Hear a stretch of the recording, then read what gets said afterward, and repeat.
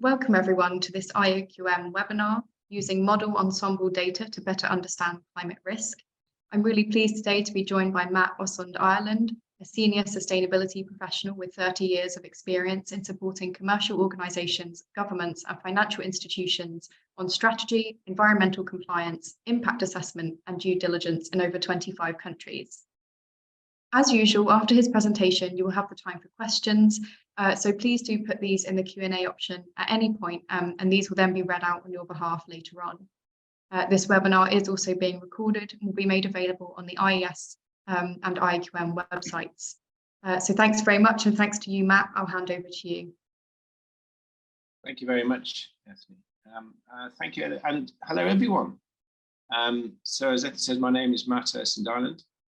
And I've been a member of the IOQM since 2003, so hopefully next year I get my long service medal. So for the next 30 minutes, I'll be talking about climate change data, and I'll talk about the most commonly used data set before going on to then talk about how we can use this data to determine the risk of climate change to airport infrastructure and how this can support climate-related financial disclosure for businesses.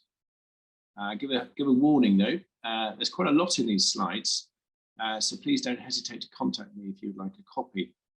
Please don't try and read them whilst listening to me at the same time. I suspect on a few you won't get to the end. But I'll include my contact details at the end of the presentation if you'd like. So let's talk about the CMIP6 dataset. I think all of us are familiar with the work of the Intergovernmental Panel on Climate Change, the IPCC. Every 6 years or so, I'm sure you know, the IPCC publishes an assessment of how the climate is changing and likely to change in the future, and what the physical, ecological and socio-economic consequences might be. The sixth set of assessment reports, AR6, were published last year. These assessments draw upon a wealth of scientific evidence and are used to inform climate policies and agreements reached internationally.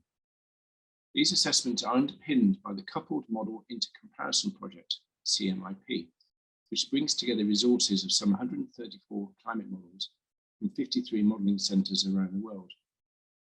As everyone in this audience knows, no one model is 100% certain. By considering the ensemble, we can hope to reduce model uncertainty, although I'm afraid even ChatGPT won't get to 100% certain.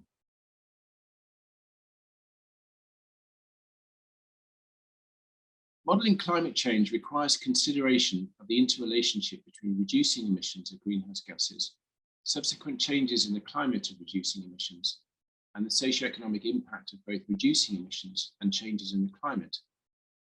Of course, there will be winners and losers, and these are often well documented in the press or in journals. But really think of it in terms of, this is why international climate policies and agreements are so hard to achieve. But let's leave that for another day.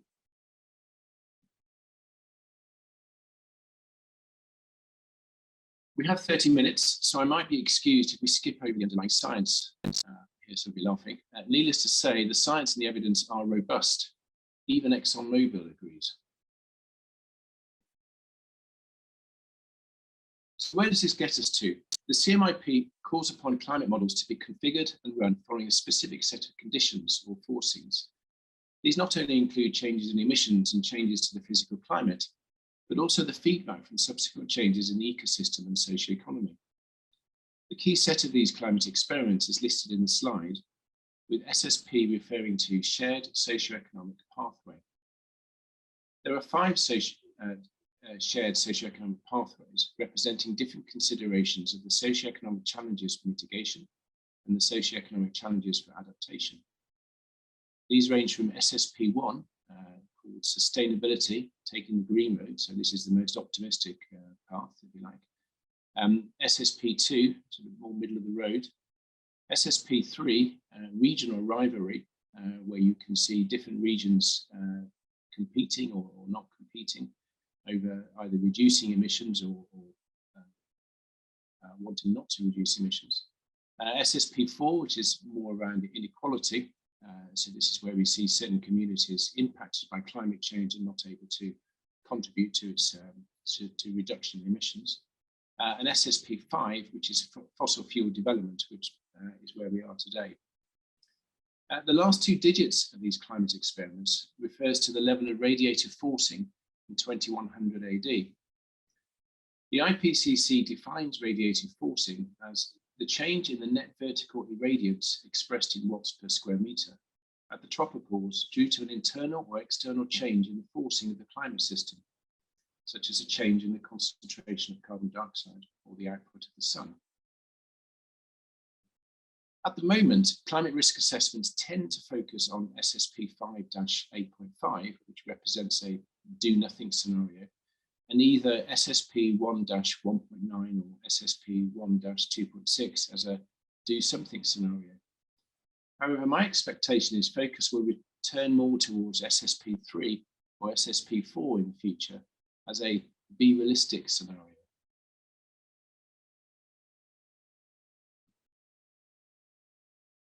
Most, if not all, the climate model data from CMIP6 is available for free from the Copernicus website. The data sets are huge and are stored in NetCD format. Consider daily precipitation as an example. There are between 20 and 30 climate models providing results of daily precipitation for every day of the year, starting sometime between 2012 and 2015, depending on the model, and continuing up to 2100, and in some cases even up to 2300 AD.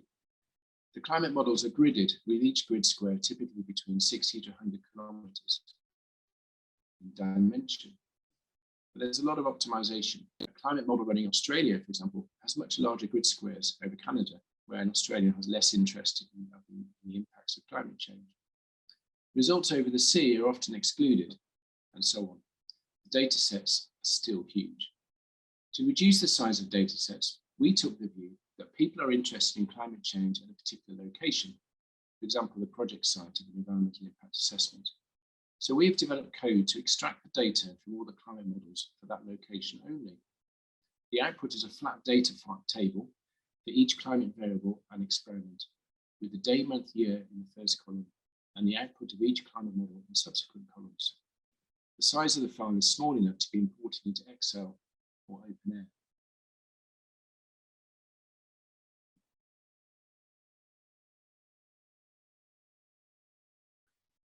Here are some examples of the variables that can be accessed. Note here that not all the data is available as daily values. However, all the data is available as what's called representative monthly values. This is by no means an exhaustive list of the data variables available. So, having access to our climate change data, let's consider some examples of how we can analyze and use the data. These three percentile plots are similar in presenting the mean, the minimum, and the maximum values of daily maximum temperatures from 24 climate models over 20-year periods, i.e. a total of 175,000 model days per period. The location is somewhere in the UK, but I won't go further than that. The graph on the left is for the period 2021 to 2040.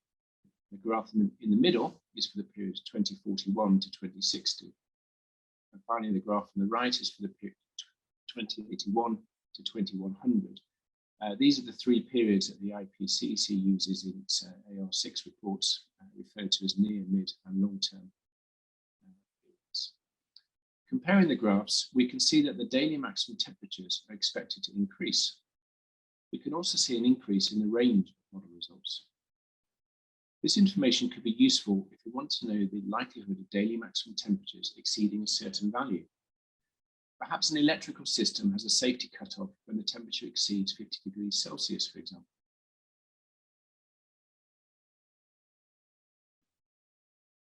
We can look at the same data in a different way. In this example, we have counted the number of days that the daily maximum temperature exceeds a certain threshold. In this particular data set, the lowest daily maximum temperature is -5 degrees C, and the highest is 50 degrees C. All of the days in the 20-year period are counted, if the threshold is set at -5 degrees C.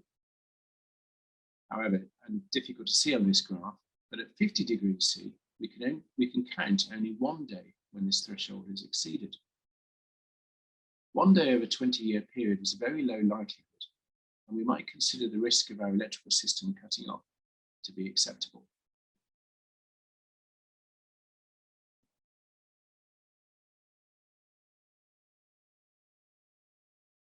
In this example, we've used the ensemble model results to calculate cooling degree days. Cooling degree days are commonly used to determine how many days an air conditioning system needs to run to maintain an internal building temperature. If we want to work in the office at 22 degrees centigrade, then in simple terms, every day the external temperature is above 22 degrees, we need to turn on the air conditioning. Note that this is only part of the determination, as we would also need to understand the performance of the building in terms of insulation and solar gain, for example. However, back to the graph. As the climate warms, we should expect the number of cooling degree days to increase. We can see on this graph, so we can see this on the graph. Note here there is quite a range in variability in the model results between the minimum and the maximum. And so it's quite useful to maybe to present some percentiles as we've done here. You might also detect a change in the slope somewhere between 2040 and 2050. These are results from SSP 5-8.5. This is the we carry on burning lots of fossil fuels scenario, which indicates an acceleration in the effects of climate change. And this is where we really need to be worried about starting to make changes in how we manage our emissions. So with such a large data set, we could develop different examples of analysis all day, and I would really encourage people to use that. But let's look at a more practical application for this presentation. For more than 10 years, the International Civil Aviation Organization, the ICAO, has recognized the need to assess and manage the risk of climate change and enhance the climate resilience of airports. The latest set of guidance on this was published at the end of last year. On this slide, you can see the general process flow shown with the dark green and the dark green boxes with the white one towards the end. We can use, so firstly, we can use the outputs of CMIP6 to determine the likelihood or probability of specific climate events occurring. That's the first box. In addition to summer or winter temperatures, this might include rainfall, high winds, and so on. The likelihood of a climate event occurring may be described using a scale. In this example taken from ICAO guidance, the scale is from frequent to extremely improbable.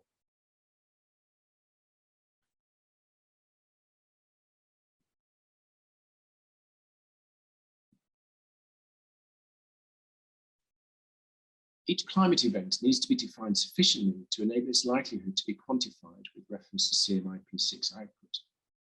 So for example, one climate event is that summers are getting hotter. We might find that interesting, but it doesn't really help us.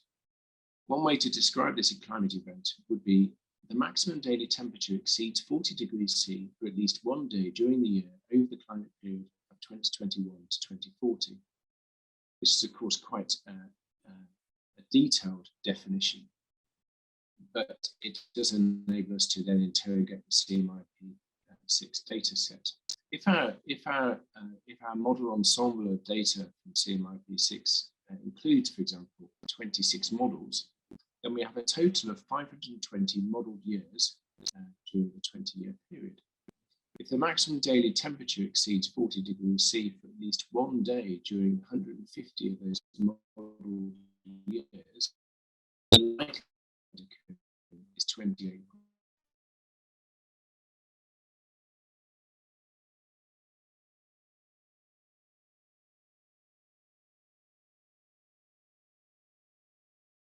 It would be considered unlikely that the maximum daily temperature would exceed 40 degrees C for at least 1 day.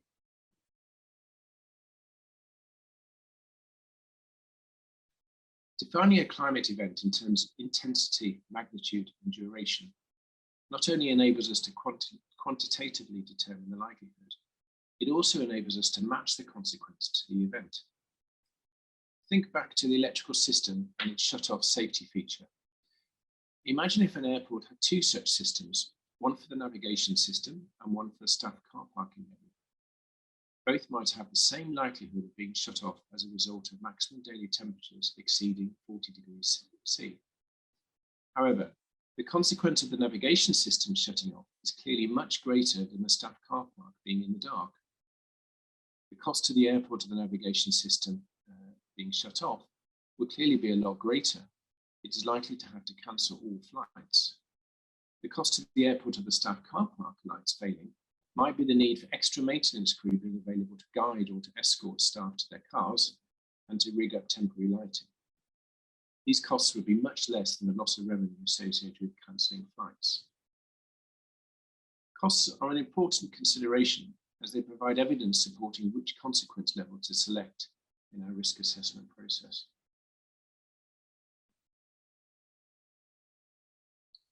Now, an IAQM meeting would not be an IAQM meeting unless we talked about model uncertainty, so I won't break the trend here. We should always consider the uncertainty of models and provide an assessment of how confident we are in the results. This will depend to some extent on the consequence. I would want to be very confident in my assessment of climate risk to navigation systems, but I might be more comfortable with a lesser degree of confidence when assessing the climate risk to staff car park lighting. The IPCC uses confidence as a metric to communicate the degree of certainty in key findings, defining confidence as a qualitative measure of the validity of a finding based on the type, amount, quality, and consistency of evidence, for example, data, mechanistic understanding, theory, models, expert judgment, and the degree of agreement in that evidence. You may note here that the IPCC also uses likelihood as a metric to communicate the degree of uncertainty. This is as we described earlier. In assessing the climate resilience of airports, we rely on two descriptions of confidence based on the analysis of the ensembled model data.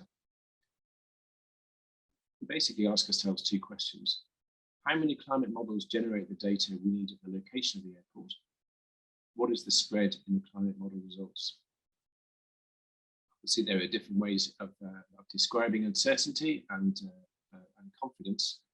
And we've taken a rather simple view here, but we would strongly recommend that this approach, which is rather simple, this approach to describing confidence is used as the starting point for discussing and agreeing the outcome of the climate risk assessment.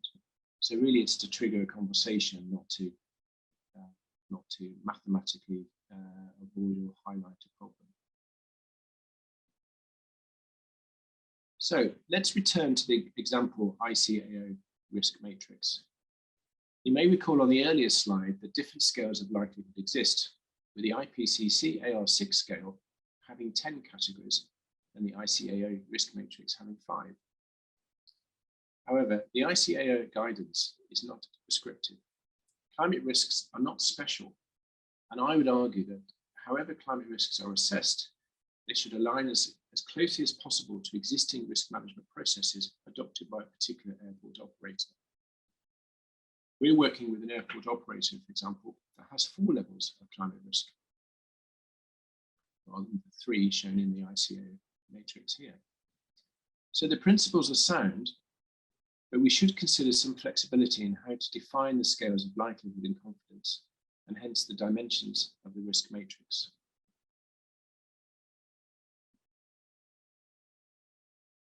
So Steer has developed the ICAO methodology to include using CMIP6 ensemble climate model data to define the likelihood of climate events occurring.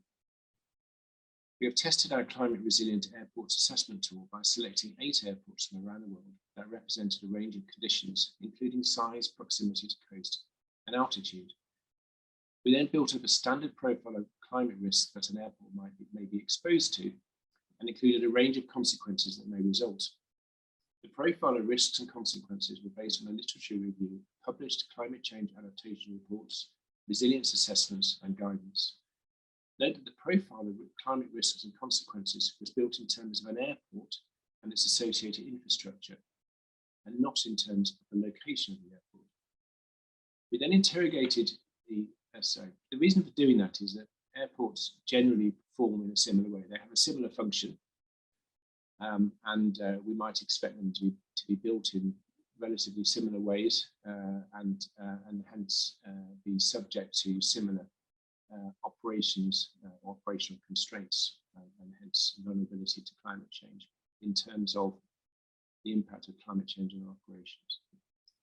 We then interrogated the CMIP6 datasets and determined the likelihood of each climate event occurring at each airport. Using the consequences, we were then able to determine the climate risk profile for each airport using ICAO's climate risk matrix. We published the results last year, and I've included a link there. This global study raised two interesting points. Firstly, the proximity of an airport to the coast and the altitude of the airport are both important in considering the climate risk of sea level rise and storm surges. 4 of the airports we selected were not at risk of sea level rise or storm surges. The other 4 were. Note that we included associated infrastructure such as access roads in the assessment. We also took the view that existing airports are sufficiently protected from existing sea levels, but not storm surges. So a storm surge is when you have waves hit the coast and there's a high wind that increases the wave height and therefore the impact on the coast. Secondly, we included 2 climate thresholds to define the climate event of summer temperature. The first threshold was based on a fixed reference of the maximum daily temperature exceeding 40 degrees Celsius for one day. Second was based on a relative reference of the maximum daily temperature exceeding 5 degrees above the summer average for the current baseline. These 2 thresholds of the same climate event would have different consequences and hence represent different climate risks. Being able to link consequences to climate events with defined thresholds means we can use CMIP6 data to better understand the climate resilience of airports. And in fact, the ICAO guidance pushes us towards this approach. So, why are we doing this?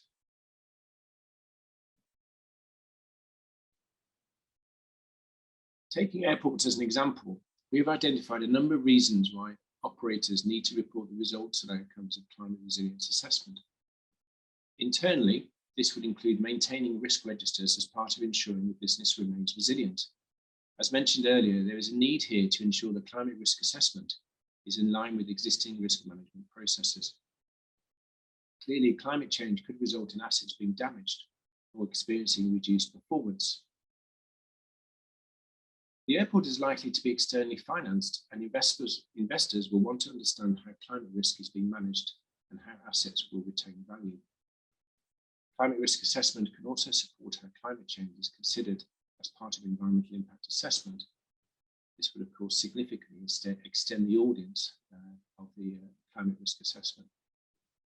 As critical infrastructure, the larger airports in the UK are also required to submit climate change adaptation reports to the UK government.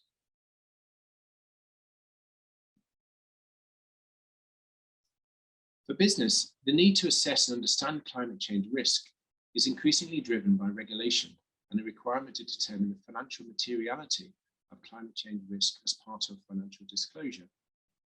In 2025, it will be mandatory for UK companies across the economy to provide climate-related information annually that is aligned to the Task Force for Climate-Related Financial Disclosure, TCFD. This requirement is mirrored in a growing number of countries around the world. And indeed, in some of those countries, the requirement starts this year.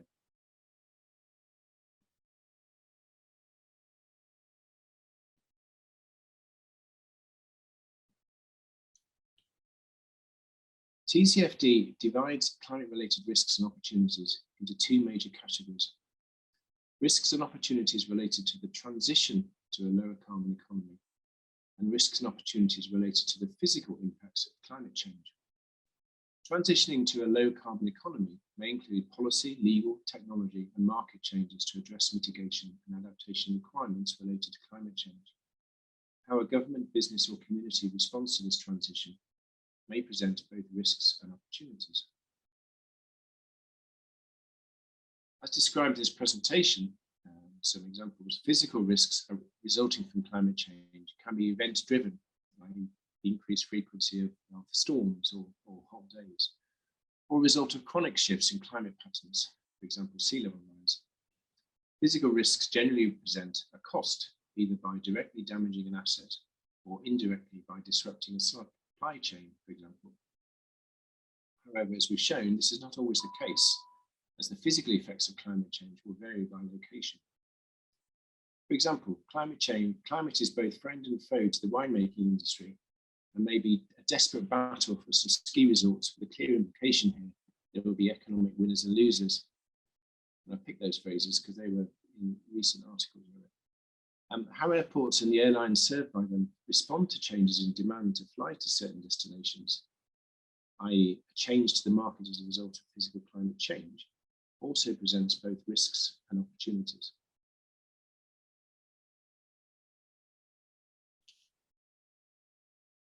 TCFD guidance, and I quote here, does not prescribe specific risk management frameworks or approaches, as individual companies are best positioned to determine their given circumstances. Instead, it focuses on integrating climate-related risks into existing risk management processes. And that same guidance goes on to describe how to integrate climate change into business risk management processes. It includes an illustrative heat map to assess the likelihood, impact, and speed of onset of a range of risks. This heat map is reproduced on the left-hand side of the slide. We can compare this with the example risk matrix included in the ICAO guidance. Note that both use the concept of likelihood and consequence to determine risk. We can consider good business practice will be to assess and manage climate risk using existing risk management processes.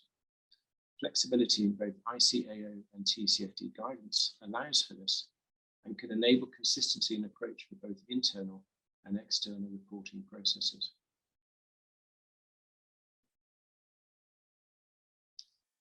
So I'll summarize now with some takeaways.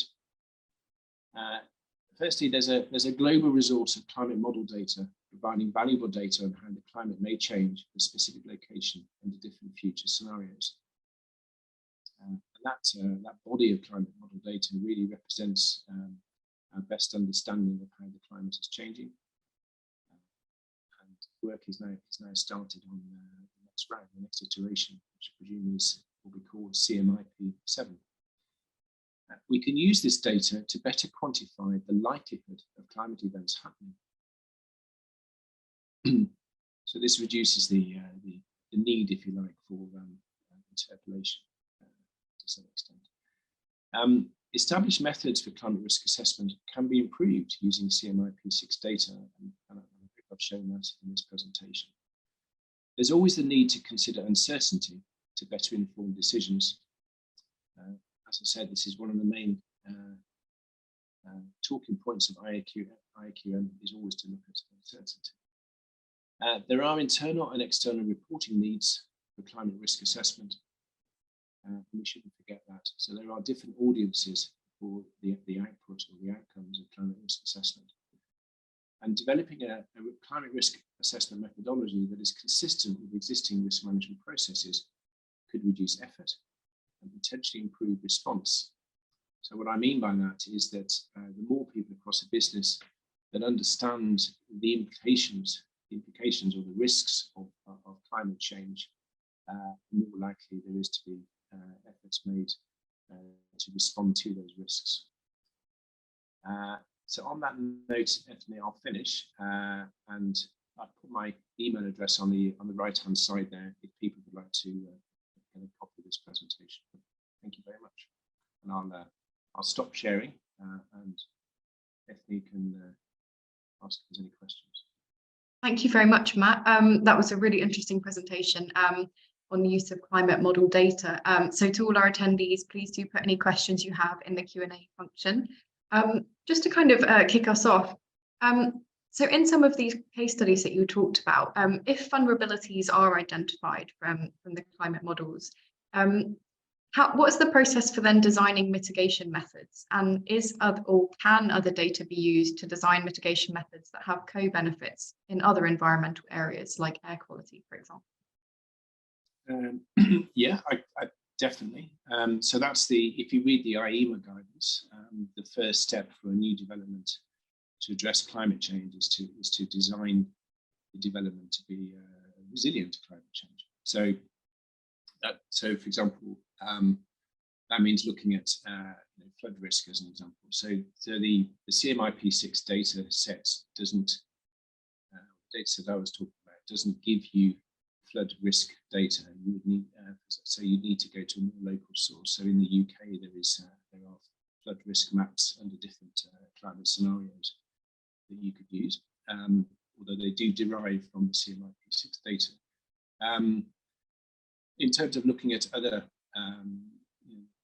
the co-benefits, then I think clearly that's where you need some collaboration of the environmental impact assessment team, or indeed the design team if they've been through this process before. So for an airport, there's an interesting balance between reducing emission. Well, you can reduce emissions of of carbon emissions, and that would have presumably some impact on reducing air pollution as well. But it can also have an impact on noise. So it's not always straightforward. So you'd have to use the existing practices around EIA. That makes sense. Thank you. And I'll kick off with some of the attendee questions. So amongst the ensemble of model results, have you identified any models that appear to be outliers? Because this might enable one to identify less reliable models. That's right. So there is quite a lot of debate about what are called hot models.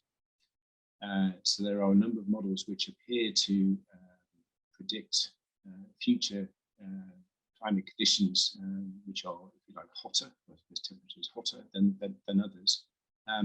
There's obviously a wealth of information around that you can look at and determine whether that's a factor in whether you use that particular model or not.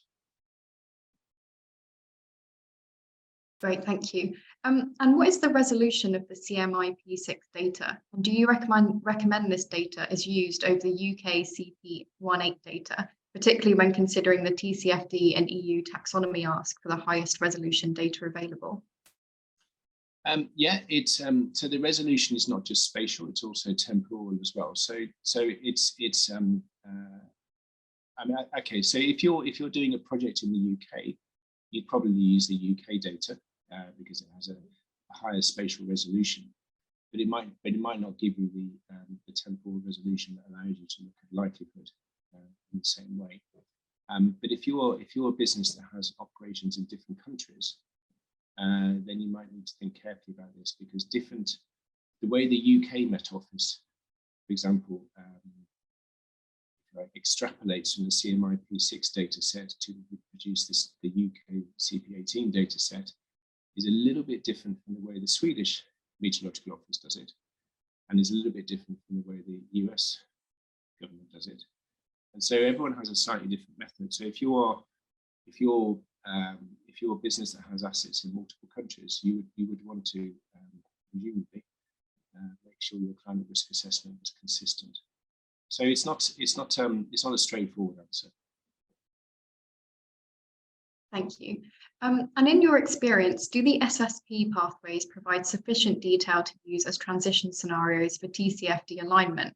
The attendee said that they personally use something like the WEO scenarios for doing a transition risk or opportunity assessment, but some organizations seem to be using the RCP/SSP scenarios. Sorry, acronym overload there. Yeah, I think it's probably as accessibility to the SSP data becomes easier, then I think there'll be more use of that information. Great, thank you. And then a kind of a more general question that's come through. In your experience of doing these kinds of assessments and working with companies, do you think that companies are taking the climate risks that are identified seriously? Yeah, I think there's I think it clearly obviously varies. I think what you'll find is that there are if a company is under a regulatory requirement to do it, or that regulatory requirement is in the near future, then clearly there's an interest in that. I mean, airports are interesting in that, obviously in terms of emissions, the aviation sector is one of the hard to reduce sectors. So there's a bit of a focus on that sector anyway. But also airports, if you think about it, are affected by weather. So perhaps they understand what climate change is a little bit more in terms of how it impacts their operations. I think it's really there's such a range there. You know, it could be certain companies. I mean, if you take ExxonMobil as an example, they knew all about climate change, as I'm sure we've all read. They took the conscious view to bury it, but they were aware of climate change. It just went the wrong way. You know, other companies take more of an interest. I mean, I think there's a current debate at the moment around carbon offsetting, and I think EasyJet, I think it was almost 2 years ago, the CEO of EasyJet said carbon offsets are not the answer because for us as a business, that it's not a reliable method of mitigation. You know, we need to bring this in house, and that was based on an understanding of the climate policy. So I suppose you'll see a full range. Yeah, that's to be expected. Yeah, okay, thank you, Matt. And a bit more of a technical question. So you mentioned in your presentation about event threshold definitions, and I just wondered if you could expand a bit more on how those are determined. Obviously, it probably depends on the type of event, but could you talk a bit more about that? Yeah. So really, it's how do you determine what a climate event is, and you know, so the example I gave was that temperatures are increasing during the summer. Well, that's something we can, you know, we can't really relate that to the impact on a business or an asset. So, I mean, the example I gave is an electrical system. Another example might be that there's two ways. So if you take a heating, ventilation and air conditioning system, HVAC, then if the temperature is increasing in the summer, then we might expect more energy required to run that system. Okay, but that would be a sort of an incremental change, and that's more of a chronic risk, if you like, cost. So, but the risk would be that you would reach a certain threshold. So let's imagine we had a ventilation system that was able to cope with very high temperatures for 3 days, but then at the end of the 3 days, its reserve reservoir ran out. Okay, and the system had to shut off. So we wouldn't just be looking for a single day above that temperature. We'd be looking at a period of 3 days above that temperature. So really, the definition of the threshold really comes down to understanding what the consequence of that climate event is. And obviously, the consequence of that climate event is based on the performance standard or the performance of the particular asset that we're looking at. So although I described it as climate event, likelihood and consequence, in practice, you could probably do it in reverse. Great. Okay. Well, thank you very much, Matt. That makes a lot of sense, and it's been a really interesting presentation. So really appreciate you taking the time to come and do an IQM webinar today. And thank you to all of our attendees as well, coming and for asking questions. It's good to have a bit of a discussion.